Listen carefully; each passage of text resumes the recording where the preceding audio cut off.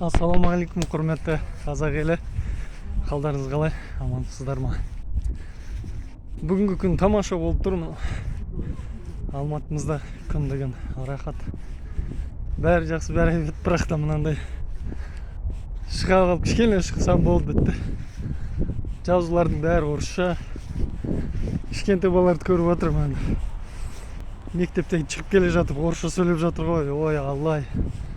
Не деген қызық, не деген таңғаларлық нәрсе.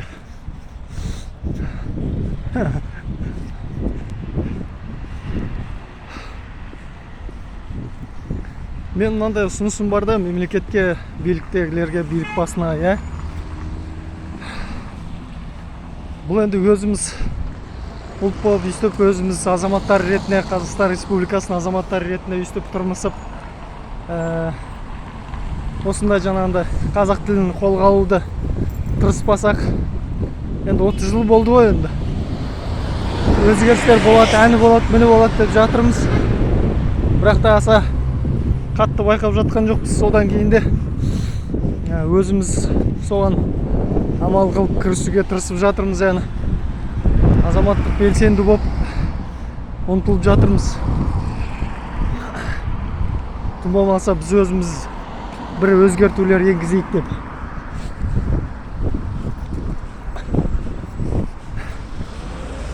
Жұмысымызды жасап жүріп, өйстіп блогер болып ісімізді жалғастыра берейік деп. Қысқасы, не айтайын деп едім.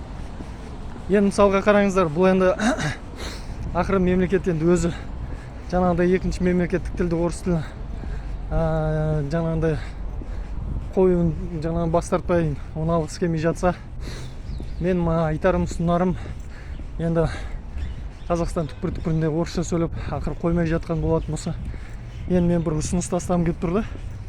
Жаңағындай қазақ тілін үйрететін үйірмелер көбірек ашып қойсын. Содан кейін жаңағындай ақылы болсын, ақысыз болсын, сөйтіп қазақша үйрететін орталықтарды ашып қойсын. Сондай жаңағындай амал қылып, сондай жағдай жасауға тырысу керек қой. Мысалға, ол сені сөйтіп жүре берсең, жүре бересің. Мысалға, бұға берсең сұға береді деп айтпай қойын, бірақ та енді сөйтіп жаңағындай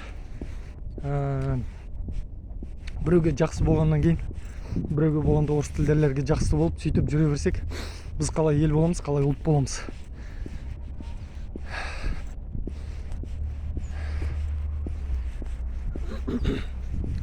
Ол мысалға сен өз тілінде сөйлемегеннен кейін ғалымдарды дәлелдеді ғой, алдында дәлелдеген несін оқығанмын мен бір рет. Өз тілінде сөйлемеген адам, бала, ол біріншіден әлсіз болады, физикалық тұрғыда әлсіз болады. Содан кейін ода рух болмайды. Морально слабый болады, жаңа физически слабый болады, сондай болады. Ода ешқандай не жоқ, бір сұстанатын, білесіздер ма, айтады ғой, стержень, ішкі несі мықты дейді ғой. Адам мысалы қандай нәрсеге шыдамды болса да, оның өзінің тамырымен, тілімен, өзінің дінімен мықты болады ғой. Бұл енді недерін білмей отыр деп сынамай қойыңыздар, бірақ бұл көкейде бар болған нәрсе ғой. Бұл енді бәрі жақта орысша. Бұл біздің биліктегілерге үндеу десек те, жолдау десек те болады. Ешкімнің ақысына тиіп кету деген ойым жоқ.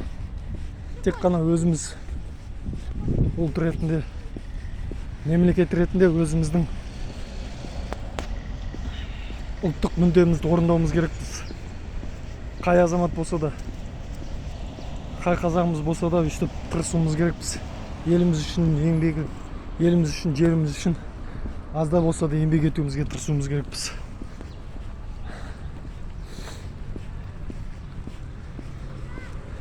Енді айтады ғой, Американың бір кезіндегі президентінің айтқан сөзі бар екен. Егер де сен саясатпен айналыспасаң, саясат сенімен айналысады деп. Сол айтпақшы, саясатпен айналысуға, саясатқа баруыма да парыз, құқылы болып тұрмын. ақырындап осы еліміз үшін, жеріміз үшін еңбек етуіме дайынмын, Алла бұйырса. Бұрында әкем айтушы еді, марқұм, айналайын,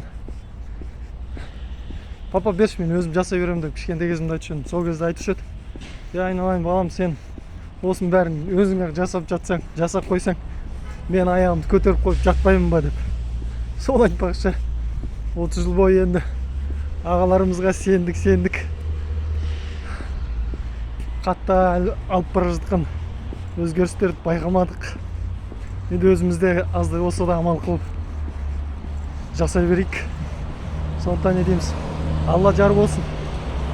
Иншалла еліміз үшін, жеріміз үшін еңбек етуден тайсалмайық, жұмыс істеуге тырысайық.